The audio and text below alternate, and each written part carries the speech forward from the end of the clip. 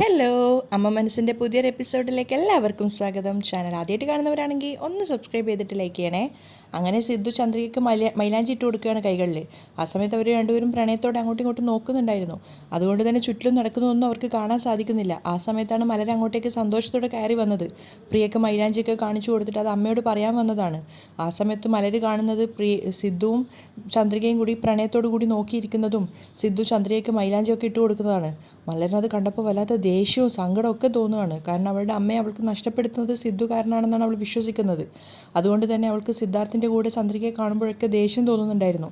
ഒരുപാട് നേരം മലർ അവിടെ നിന്നെങ്കിലും പ്രണയത്തോടെ നോക്കുന്നതിനിടയിൽ സിദ്ധാർത്ഥും ചന്ദ്രികയും മലറിനെ അവിടെ കണ്ടതുപോലുമില്ല.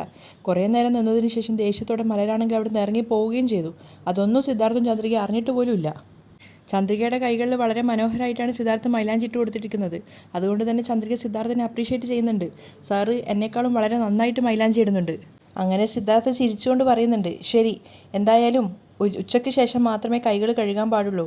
അത് ചുവന്നു കഴിഞ്ഞാൽ ഇതിനേക്കാൾ മനോഹരമായിരിക്കും.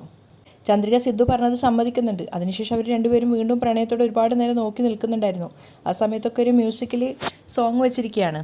അങ്ങനെ കുറച്ച് കഴിഞ്ഞപ്പോൾ സിദ്ധാർത്ഥ അവിടെ നിന്ന് പോകാൻ വേണ്ടി എഴുന്നേറ്റതാണ്. ആ സമയത്താണ് ചന്ദ്രികയുടെ പുറത്തെന്തോ ഉറുമ്പോ മറ്റോ കയറിയിട്ടുണ്ടായിരുന്നത്. ചന്ദ്രിക ഇങ്ങനെ പിടയ്ക്കുകയാണ്. അവളാണെങ്കിൽ രണ്ട് കൈകളിലും മെഹന്തി ഇട്ടതുകൊണ്ട് തന്നെ അവൾക്കൊന്നും ചെയ്യാൻ പറ്റുന്നില്ല. അവൾ പിടയ്ക്കുന്നത് കണ്ടപ്പോൾ സിദ്ധാർത്ഥ വന്നിട്ട് ചോദിക്കുന്നുണ്ട് എന്ത് പറ്റിയെന്ന്. എന്ത് പറ്റി ചന്ദ്രിക? ഒന്നുമില്ല സർ, എൻ്റെ മുതുകിലെന്തോ കടിക്കുന്നത് പോലെ. ചന്ദ്രിക ഇങ്ങനെ പിടച്ചുകൊണ്ടേ ഇരിക്കുകയാണ്. ഉറുമ്പ് നമ്മുടെ ദേഹത്ത് കയറി കഴിഞ്ഞാൽ ഒരു ഇറിറ്റേഷൻ അവൾക്ക് ഉണ്ടായിരുന്നു. അത് സിദ്ധാർത്ഥനോട് പറയുന്നുണ്ട്, ഉറുമ്പാണെന്നാണ് തോന്നുന്നത്, പക്ഷേ കുഴപ്പമില്ല സാറ് പോയിക്കോളൂ. കൈകളിൽ മെഹന്തി ഇട്ടതുകൊണ്ട് തന്നെ ചന്ദ്രിക ഇങ്ങനെ അതിനെ ദേഹത്ത് നിന്ന് ഒഴിവാക്കാൻ വേണ്ടി വല്ലാതെ കഷ്ടപ്പെടുന്നുണ്ടായിരുന്നു. സിദ്ധാർത്ഥാണെങ്കിൽ ചന്ദ്രിക പൊയ്ക്കോളാൻ പറഞ്ഞതുകൊണ്ട് അവിടെ നിന്ന് പോകാൻ നോക്കുകയാണ്.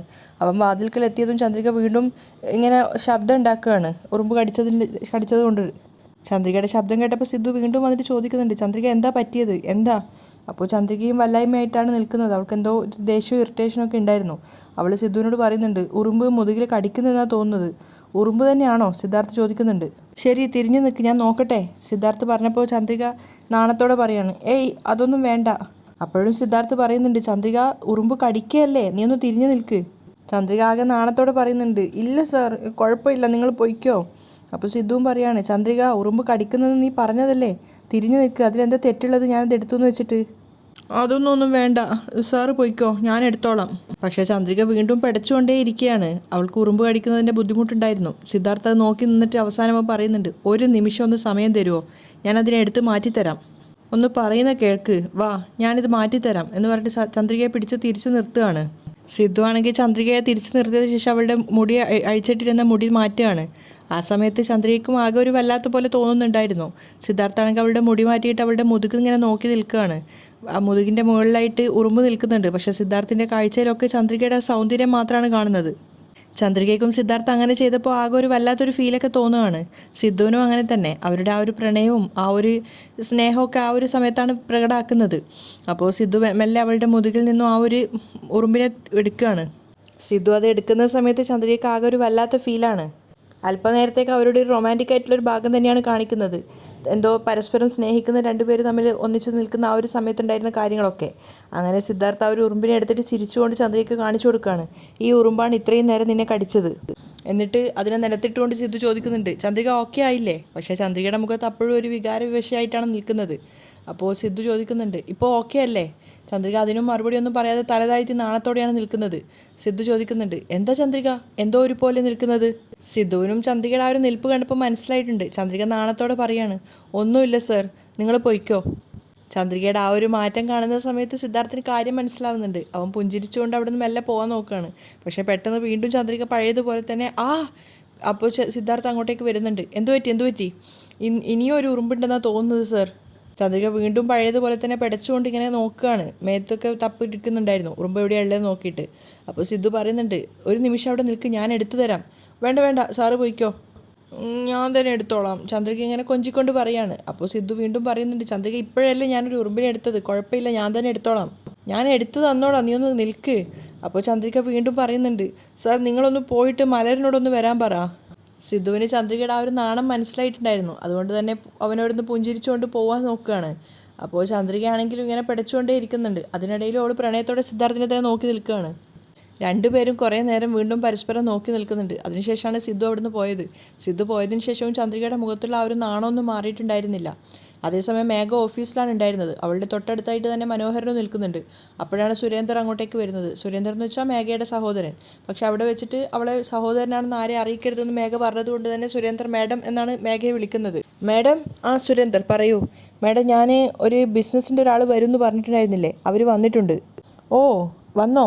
ശരി, അവരോട് ഇങ്ങോട്ടേക്ക് വരാൻ പറയും. മേഘ പുഞ്ചിരിച്ചുകൊണ്ട് പറയാണ് ശരി മാഡം എന്ന് പറഞ്ഞിട്ട് സുരേന്ദ്രൻ പുറത്തേക്ക് പോകുന്നുണ്ട്. ആ സമയത്തൊക്കെ മനോഹരൻ അവർ രണ്ടുപേരുടെയും സംസാരം ശ്രദ്ധിച്ചുകൊണ്ടേ ഇരിക്കുകയാണ്. അപ്പോഴേക്കും സുരേന്ദ്രൻ പുറത്തു പോയിട്ട് അവൻ കൂട്ടിക്കൊണ്ടുവന്ന ആ ഒരു ഡീലറുമായിട്ട് വരുവാണ്. അയാളൊരു എക്സിക്യൂട്ടീവ് ലുക്കിലാണ് ഉണ്ടായിരുന്നത്. അകത്തേക്ക് കയറിയപ്പോൾ തന്നെ മേഘയ്ക്കും മനോഹരനും നമസ്കാരം എന്നൊക്കെ പറഞ്ഞിട്ടാണ് ഇരിക്കുന്നത്. അതിനുശേഷം മേഘ പറയുന്നുണ്ട്, നിങ്ങളെപ്പറ്റി സുരേന്ദ്രൻ ഒരുപാട് പറഞ്ഞിട്ടുണ്ട്. നിങ്ങൾക്ക് പോണ്ടിച്ചേരിയിൽ 200 ഏക്കർ സ്ഥലമുണ്ടെന്ന് സുരേന്ദ്രൻ എന്നോട് പറഞ്ഞിട്ടുണ്ടായിരുന്നു. ആ സ്ഥലം കൃത്യമായിട്ട് എവിടെയാണ് വരുന്നത്? മേഘ അയാളോട് ചോദിച്ചപ്പോൾ അയാൾ അതൊക്കെ വിശദമായി വിവരിച്ച് പറഞ്ഞു കൊടുക്കുകയാണ്. മേഘ ശ്രദ്ധയോടുകൂടി അയാൾ പറഞ്ഞത് മുഴുവനായിട്ട് കേട്ട് അവസാനമാണ് അയാൾ ആധാരം കാണിച്ചു കൊടുക്കുന്നത്. മാത്രമല്ല ആ ഒരു സ്ഥലത്തിൻ്റെ പ്ലാനും കാര്യങ്ങളൊക്കെ മേഘയ്ക്ക് കാണിച്ചു കൊടുക്കുകയാണ്. ഇതാണ് മാഡം ആ സ്ഥലത്തിൻ്റെ യഥാർത്ഥ ഭംഗി. അയാൾ പറയുന്ന സമയത്ത് മേഘയും പുഞ്ചിരിച്ചുകൊണ്ട് പറയുന്നുണ്ട്, എനിക്ക് സത്യം പറഞ്ഞ ഈ സ്ഥലം ഒത്തിരി ഇഷ്ടപ്പെട്ടു. അടുത്ത ദിവസങ്ങളിലായിട്ട് ഞാൻ ഈ സ്ഥലം ഒന്ന് കാണാൻ വരുന്നുണ്ട്. കണ്ടതിന് ശേഷം എന്താണോ ഡീല് അത് നമുക്ക് സംസാരിച്ച് തീരുമാനമെടുക്കാം. സുന്ദറിനും അതുപോലെ തന്നെ അവൻ കൂട്ടിക്കൊണ്ടുവന്ന ആ ഒരു വ്യക്തിക്കും മേഘയുടെ ആ ഒരു സംസാരം ഒരുപാട് ഇഷ്ടപ്പെട്ടു. അയാൾ അതുകൊണ്ട് തന്നെ മേഘയ്ക്ക് നന്ദിയൊക്കെ പറഞ്ഞിട്ടാണ് പോകുന്നത്. അതിനുശേഷം മേഘ സുരേന്ദ്രനോട് പറയുന്നുണ്ട് ഇയാളെയും കൂട്ടിയിട്ട് പോയിക്കോളൂന്ന്. അങ്ങനെ അവർ രണ്ടുപേരും മേഘയോട് യാത്ര ചോദിച്ചിട്ട് പോവാണ്. അവർ രണ്ടുപേരും അവിടുന്ന് പോയതിന് ശേഷമാണ് മനോഹരൻ തൻ്റെ സംശയം മേഘയോട് ചോദിക്കുന്നത്, എന്തിനാണ് മേഘ മോളെ 200 ഏക്കർ സ്ഥലം വാങ്ങിക്കുന്നത്? അപ്പോഴാണ് മേഘ അവളുടെ മനസ്സിലുണ്ടായിരുന്ന ആഗ്രഹം പറഞ്ഞു കൊടുക്കുന്നത്. അമ്മാവാ, ഞാൻ പുതിയതായിട്ട് ഒരു കാറിൻ്റെ സ്പെയർ പാർട്സിൻ്റെ ഒരു കട തുടങ്ങാമെന്നാണ് വിചാരിക്കുന്നത്. ഓ, അങ്ങനെയാണോ? അതെ അമ്മാവാ, എനിക്കറിയാവുന്ന ഒരു വലിയ കമ്പനിയിൽ നിന്നും എനിക്ക് അങ്ങനെ ഒരു അപ്രോച്ച് വന്നിട്ടുണ്ട്. വലിയൊരു സ്ഥലം മാത്രം നമ്മൾ കാണിച്ചു കൊടുത്താൽ മതി, ബാക്കി കൊളാബറേഷനിൽ അവർ തന്നെ ചെയ്തോളാമെന്നാണ് പറഞ്ഞിട്ടുള്ളത്. മേഘ പറയുന്നത് മനോഹര ശ്രദ്ധയോടെ കേൾക്കുകയാണ്. അപ്പോൾ മേഘ അഭിമാനത്തോടെ പറയുന്നുണ്ട്, തീർച്ചയായിട്ടും ആ ഒരു ബിസിനസ് സ്റ്റാർട്ട് ചെയ്യുകയാണെങ്കിൽ നമ്മൾ ഈ ബിസിനസ്സിൻ്റെ കാര്യത്തിൽ ഒരുപാട് മുന്നോട്ടേക്ക് എത്തും. മേഘ പറഞ്ഞ കാര്യങ്ങൾ മനസ്സിലായതുകൊണ്ട് മനോഹരനും പറയുന്നുണ്ട്, അത് ശരിയാണ് മേഘ മോളെ, ഇപ്പോൾ കാറൊക്കെ ഒരുപാടുള്ള കാലഘട്ടമാണല്ലോ, നല്ല ഡിമാൻഡുള്ള സമയമാണിപ്പോൾ. എല്ലാ വീട്ടിലും കുറഞ്ഞത് 2 കാറെങ്കിലും ഉണ്ടാവുമല്ലോ. ഫ്യൂച്ചറിൽ ഇനിയും കാറുകൾ ഒരുപാട് ഉണ്ടാവാനാണ് സാധ്യത. അങ്ങനെയുള്ളപ്പോൾ നമുക്ക് സ്പെയർ പാർട്സിൻ്റെ കച്ചവടവും നന്നായിട്ട് നടക്കാനാണ് ചാൻസ്. അങ്ങനെയാണെങ്കിൽ സ്പെയർ പാർട്സിൻ്റെ കമ്പനി തുടങ്ങുവാണെങ്കിൽ തീർച്ചയായും നമ്മൾ ബിസിനസ്സിൽ ഫസ്റ്റ് തന്നെ ആവും. അതെ അമ്മാവാ, ഈ വീക്കെൻഡിൽ തന്നെ പോയിട്ട് ആ സ്ഥലം കാണാമെന്നാണ് തോന്നുന്നത്. അങ്ങനെയാണെങ്കിൽ നമുക്ക് അപ്പോൾ തന്നെ ഡീല് പറഞ്ഞ് സംസാരിക്കാം. ശരി മോളെ, മോള് പറയുന്നത് പോലെ തന്നെ. മനോഹരനും സന്തോഷത്തോടെ സമ്മതിക്കുകയാണ്. അതിനുശേഷം മേഘയെ കൊണ്ടൊരു ഫയലിൽ ഒപ്പിടിപ്പിച്ചിട്ടാണ് മനോഹരൻ അവിടുന്ന് പോകുന്നത്. മേഘ വളരെയധികം ഹാപ്പി ആയിരുന്നു. പിറ്റേന്ന് വാസു വരുന്ന പത്രം വായിക്കുമ്പോഴാണ് ജാനകി അങ്ങോട്ടേക്ക് വരുന്നുണ്ടായിരുന്നത്. ജാനകി നേരെ പൂജാമുറിയിലേക്കാണ് പോയത്. വാസുവിന് കാര്യം ആദ്യം പിടികിട്ടിയില്ല. അവിടെ എത്തിയതിനു ശേഷം പൂജാമുറിയിലെ കാര്യങ്ങളൊക്കെ ഓരോന്നും ചെയ്തുകൊണ്ടിരിക്കുകയാണ് അവിടുത്തെ ജോലിക്കാരിയായ സുന്ദരിയോട് വരാൻ പറയുന്നത്. സുന്ദരി അങ്ങോട്ടേക്ക് വന്നപ്പോഴാണ് ജാനകി പറയുന്നത്, നാളെ സുമംഗലി പൂജയാണ്, അപ്പോൾ അതിനു വേണ്ടിയുള്ള ഒരുക്കങ്ങളൊക്കെ ചെയ്യണം. ഈ പൂജാമുറിയിലിരിക്കുന്ന വിളക്കുകളും മറ്റുള്ള കാര്യങ്ങളൊക്കെ കഴുകി വൃത്തിയാക്കണം. ദൈവത്തിൻ്റെ ചിത്രത്തിന് മുന്നിലൊക്കെ പുതിയ പുതിയ പൂമാലകൾ മാറ്റി വെക്കണം. ജാനകി പറഞ്ഞു കൊടുക്കുകയാണ്. സുന്ദരി അതൊക്കെ സമ്മതിക്കുന്നുണ്ട്. ജാനകി സുന്ദരിയോട് സംസാരിക്കുന്നത് വാസുദേവൻ ശ്രദ്ധയോടെ കേൾക്കുന്നുണ്ടായിരുന്നു. അതൊക്കെ കേട്ടതിന് ശേഷം സുന്ദരി അവിടുന്ന് പോവുകയാണ്. അപ്പോഴാണ് വാസുദേവൻ്റെ ഫോണിലേക്ക് ജ്യോതിയുടെ കോള് വരുന്നത്. ഫോൺ എടുത്തിട്ട് ജ്യോതിയുടെ പേര് കണ്ടപ്പോൾ വാസു ആദ്യം ഒന്ന് പേടിക്കുന്നുണ്ട്. അയ്യോ, ജ്യോതിയാണല്ലോ വിളിക്കുന്നത്. അങ്ങനെ രണ്ടും കൽപ്പിച്ച് അയാൾ കോൾ അറ്റൻഡ് ചെയ്യാണ്. ഹലോ, എവിടെയാണ് ഉള്ളത് ഏട്ടാ നിങ്ങൾ? ഞാനിവിടെ വീട്ടിലാണുള്ളത് ജ്യോതി. ഇന്ന് സുമംഗലി പൂജ ഉള്ളതാണ്, മറന്നു പോവരുത്. നിങ്ങളും മേഘയും വരാമെന്ന് പറഞ്ഞതാണ്. ഓ, അങ്ങനെയാണോ? എന്താ അങ്ങനെയാണോ എന്ന് ചോദിക്കുന്നത്? സുമംഗലി പൂജയ്ക്ക് നിങ്ങൾ തീർച്ചയായിട്ടും വരണം, അതും മേഘയുടെ കൂടെ തന്നെ വരണം. അപ്പോൾ വാസുദേവൻ സമ്മതിക്കുകയാണ്. ശരി ശരി, തീർച്ചയായിട്ടും വരാം ജ്യോതി. ശരി എന്ന് പറഞ്ഞിട്ട് ജ്യോതി കോൾ കട്ട് ചെയ്യാണ്. കോള് കട്ട് ചെയ്തതും വാസുദേവൻ ആകെ കൺഫ്യൂഷൻ ആവുകയാണ്. ജാനകിയാണെങ്കിൽ ഇവിടെ സുമംഗലി പൂജയ്ക്കുള്ള ഒരുക്കങ്ങളൊക്കെ നടത്തുകയാണ്. ജ്യോതിയാണെങ്കിൽ മേഘയും കൂട്ടിക്കൊണ്ട് അങ്ങോട്ടേക്ക് പോകണമെന്നും പറയുന്നു. ഇപ്പം എന്താ ചെയ്യുക? ഇവിടെ നിന്ന് ജാനകിയുടെ അടുത്ത് നിന്ന് എങ്ങനെയൊന്ന് എസ്കേപ്പ് ആവുക? മേഘയോട് പോയിട്ട് ചോദിച്ചു നോക്കാം എന്ന് പറഞ്ഞിട്ട് വാസു നേരെ മേഘയുടെ അടുത്തേക്കാണ് പോകുന്നത്. അപ്പോഴേക്കും സുന്ദരി സുമംഗലി പൂജ ചേർത്താനുള്ള സാധനങ്ങളൊക്കെ ആയിട്ട് വന്നിട്ടുണ്ടായിരുന്നു. ജാനകിയുടെ കൂടെ ഹെൽപ്പ് ചെയ്യാണ്. അവർ വിളക്കൊക്കെ നന്നായി തുടച്ച് അതിൽ എണ്ണയൊക്കെ ഒഴിച്ച് അതുപോലെ തന്നെ ദൈവത്തിൻ്റെ ഫോട്ടോയിലുള്ള മാലകളൊക്കെ മാറ്റി വയ്ക്കുകയൊക്കെ ചെയ്യുന്നുണ്ടായിരുന്നു. അതേസമയം ജ്യോതിയുടെ വീട്ടിൽ അവളുടെ ഏട്ടൻ വന്നിട്ട് അവളോട് ചോദിക്കുന്നുണ്ട്, എന്താ മോളെ, ഇന്ന് വാസുവും മേഘയും ഇങ്ങോട്ടേക്ക് സുമംഗലി പൂജയ്ക്ക് വരില്ലേ? തീർച്ചയായിട്ടും വരൂ ഏട്ടാ. വരൂ ഏട്ടാ, തീർച്ചയായിട്ടും. വന്നിട്ടില്ലെങ്കിൽ എൻ്റെ സ്വഭാവം എന്താണെന്ന് വാസു നന്നായിട്ട് അറിയും. അപ്പോൾ അവളുടെ സഹോദരൻ പറയുന്നുണ്ട്, നിൻ്റെ അടുത്തും ജാനകിയുടെ അടുത്തും വാസു വല്ലാതെ വേർക്കുന്നുണ്ട്. അപ്പോൾ ജ്യോതി സങ്കടത്തോടെ പറയാണ്, അദ്ദേഹം ഇങ്ങനെ കഷ്ടപ്പെടുന്നത് ഏട്ടന് തമാശയായിട്ടാണ് തോന്നുന്നത് അല്ലേ? ജാനകിയെ ഞങ്ങളുടെ ജീവിതത്തിൽ നിന്നും മാറ്റിത്തരികയാണെങ്കിൽ അദ്ദേഹത്തിന് ഇത്രയേറെ ബുദ്ധിമുട്ടുണ്ടാവുമോ? അവളുടെ സഹോദരനും അതിങ്ങനെ ചിന്തിച്ചുകൊണ്ടിരിക്കുകയാണ്. അപ്പോൾ ജ്യോതി സന്തോഷത്തോടെ പറയുന്നുണ്ട്, അങ്ങനെ സംഭവിക്കുകയാണെങ്കിൽ തീർച്ചയായിട്ടും അദ്ദേഹം ഇവിടെ വന്നിട്ട് എൻ്റെ കൂടെ കുടുംബം നടത്തും. ഇപ്പോൾ ഞങ്ങൾ രണ്ടുപേരും ഉള്ളത് കൊണ്ടാണ് അദ്ദേഹം ഇങ്ങനെ അങ്ങോട്ടും ഇങ്ങോട്ടും കളിച്ചുകൊണ്ടിരിക്കേണ്ടി വരുന്നത്. അവളുടെ സഹോദരൻ അവൾ പറയുന്നതൊക്കെ കേട്ട് നിൽക്കുകയാണ്. അപ്പോൾ ജ്യോതി ചോദിക്കുന്നുണ്ട്, അല്ല ഏട്ടാ, ജാനകിയെ കൊല്ലാൻ വേണ്ടിയിട്ട് ഒരുത്തി അങ്ങോട്ടേക്ക് പറഞ്ഞു വിട്ടിട്ടുണ്ടായിരുന്നില്ലേ, അവളവിടെ ഉറങ്ങുവാണോ? അവൾ പോയിട്ട് ഒരു മാസമായി, ഇന്നും ഒരു കാര്യവും ഉണ്ടായിട്ടില്ല. ജ്യോതി ആകെ നിരാശയോടുകൂടിയാണ് പറയുന്നത്. അപ്പോൾ അവളുടെ സഹോദരൻ ചോദിക്കുന്നുണ്ട്, സുമംഗലി പൂജയ്ക്ക് മേഘയും കൂട്ടിയിട്ട് വാസു ഇങ്ങോട്ടേക്കല്ലേ വരിക? അതെ ഏട്ടാ, ആ വീട്ടിൽ ജാനകി മാത്രമല്ലേ ഉണ്ടാവുള്ളൂ. അപ്പോൾ അവളുടെ കഥ ഇന്ന് തന്നെ തീർക്കാൻ ശ്രമിക്കാം. എന്നിട്ട് അയാൾ ഫോൺ എടുത്തിട്ട് സുന്ദരിയെ കോൾ ചെയ്യാൻ വേണ്ടി പുറത്തേക്ക് ഇറങ്ങുകയാണ്. അപ്പോൾ ജ്യോതിയുടെ മുഖത്തൊരു സന്തോഷം നിറയുന്നുണ്ടായിരുന്നു. അതേസമയം സുന്ദരിയാണെങ്കിൽ ജാനകിയെ സഹായിച്ചുകൊണ്ടാണ് അവിടെ നിൽക്കുന്നത്. അവർ സുമംഗലി പൂജയ്ക്കുള്ള ഒരുക്കങ്ങളൊക്കെ നടത്തിക്കൊണ്ടിരിക്കുകയാണ്. ആ സമയത്താണ് സുന്ദരിയുടെ ഫോൺ റിങ് ചെയ്യുന്നത്. എടുത്തു നോക്കുന്ന സമയത്ത് ജ്യോതിയുടെ സഹോദരനാണ് വിളിക്കുന്നത്. അപ്പോൾ ഫോൺ എടുത്തിട്ട് ഇങ്ങനെ പതറിക്കൊണ്ട് നിൽക്കുകയാണ് സുന്ദരി. അപ്പോൾ ജാനകി ചോദിക്കുന്നുണ്ട്, ആരാ സുന്ദരി ഫോണിൽ? ഒന്ന് പരിങ്ങിയതിന് ശേഷം സുന്ദരി പറയുന്നുണ്ട്, അത് എൻ്റെ ഹൗസ് ഓണറാണ് വിളിക്കുന്നത്, ഞാൻ പുറത്തു പോയിട്ട് സംസാരിച്ചിട്ട് വരാം മാഡം. ശരി. ജാനകി സുന്ദരിയെ പുറത്തേക്ക് വിടുകയാണ്. സുന്ദരി പുറത്തെത്തിയതിന് ശേഷം മാത്രമാണ് കോൾ അറ്റൻഡ് ചെയ്യുന്നത്. സാർ പറയൂ സാർ. അപ്പോൾ ജ്യോതിയുടെ സഹോദരൻ പറയുന്നുണ്ട്, സുന്ദരി ഞാൻ പറയുന്നത് വളരെ ശ്രദ്ധയോടെ കേൾക്കണം. ജാനകിയെ കൊല്ലാനുള്ള പുതിയൊരു വഴി പറഞ്ഞു കൊടുക്കുകയായിരുന്നു ജ്യോതിയുടെ സഹോദരൻ. അതൊക്കെ ശ്രദ്ധയോടുകൂടി സുന്ദരി കേൾക്കുന്നുമുണ്ട്. അവസാനം അയാൾ പറയുന്നുണ്ട്, കുറച്ചു നേരം കഴിഞ്ഞാൽ വാസുദേവനും മേഘയും ഇങ്ങോട്ടേക്ക് വരും. അവർ രണ്ടുപേരും ഇങ്ങോട്ടേക്ക് വന്നു കഴിഞ്ഞാൽ നീ ജാനകിയെ ഇന്ന് തന്നെ തീർത്തേക്ക്. ഇന്നേക്ക് അവളുടെ അവസാന ദിവസമായിരിക്കണം. ശരി സാർ. സുന്ദരി ആ ദൗത്യം ഏറ്റെടുത്തിട്ടാണ് അകത്തേക്ക് പോകുന്നത്. മേഘ റെഡിയായിക്കൊണ്ടിരിക്കുമ്പോഴാണ് വാസുദേവൻ അങ്ങോട്ടേക്ക് വരുന്നത്. മേഘ. അപ്പോൾ മേഘ വേഗം എഴുന്നേറ്റ് അയാളുടെ അടുത്തേക്ക് പോവുകയാണ്. അപ്പോൾ വാസുദേവൻ ആകെ ടെൻഷനോട് പറയുന്നുണ്ട്, താഴെ ജാനകി സുമംഗലി പൂജയ്ക്കുള്ള ഏർപ്പാടുകളൊക്കെ ചെയ്തുകൊണ്ടിരിക്കുകയാണ്. ജ്യോതി ആണെങ്കിൽ കോൾ ചെയ്തിട്ട് നമ്മളോട് രണ്ടുപേരോട് അങ്ങോട്ടേക്ക് പോകാനാണ് പറഞ്ഞിട്ടുള്ളത്. ഞാനിപ്പോൾ എന്താ ചെയ്യാ മോളെ, എനിക്കൊന്നും മനസ്സിലാവുന്നില്ല. ജാനകിയുടെ അടുത്ത് നമ്മൾ എന്ത് പറഞ്ഞിട്ടാണ് ഇവിടെ നിന്ന് പുറത്തേക്ക് പോവുക? അപ്പോൾ മേഘ പറയുന്നുണ്ട്, ടെൻഷൻ ആവണ്ട അങ്കിൾ, ഞാൻ പോയി ജാനകി അമ്മായിയുടെ അടുത്ത് ഒരു ഇമ്പോർട്ടൻ്റ് ആയിട്ടുള്ള മീറ്റിംഗ് ഉണ്ടെന്നും ഞങ്ങൾ രണ്ടുപേരും പോയിട്ട് പെട്ടെന്ന് തന്നെ തിരിച്ചു വരാമെന്നും നമ്മൾ രണ്ടുപേരും തിരിച്ചു വന്നതിന് ശേഷം സുമംഗലി പൂജ ആരംഭിക്കാമെന്നും പറയാം. അപ്പോഴാണ് വാസുദേവന് ചെറുതായിട്ടൊരു സമാധാനമായത്. ഞാൻ പറഞ്ഞാൽ ജാനകി അമ്മായി വിശ്വസിക്കും.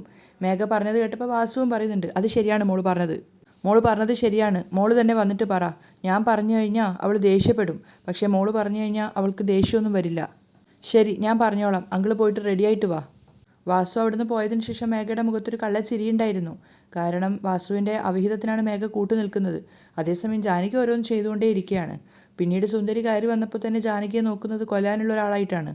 സുന്ദരി അടുത്ത് വന്ന സമയത്ത് ജാനകി പറയുന്നുണ്ട്, ഓരോ ചെയ്യേണ്ട കാര്യങ്ങളൊക്കെ പറഞ്ഞു കൊടുക്കുകയാണ്. തട്ടിൽ സുമംഗലികളായ ആൾക്കാർക്ക് എടുക്കാനുള്ള സിന്ദൂരവും ചന്ദനവും ഒക്കെ എടുത്തു വെക്കാനൊക്കെ പറയുമ്പോൾ അതൊക്കെ സുന്ദരി അനുസരിക്കുന്നുണ്ട്. ജാനകിയുടെ കൂടെ തന്നെ നിന്നിട്ട് സുന്ദരി ഓരോരോ കാര്യങ്ങൾക്കൊക്കെ സഹായിച്ചു കൊടുക്കുകയാണ്. അതേസമയം ജ്യോതിയാണെങ്കിലും അവളുടെ വീട്ടിലുള്ള പൂജാമുറിയൊക്കെ നന്നായിട്ട് അലങ്കരിക്കുന്നുണ്ടായിരുന്നു.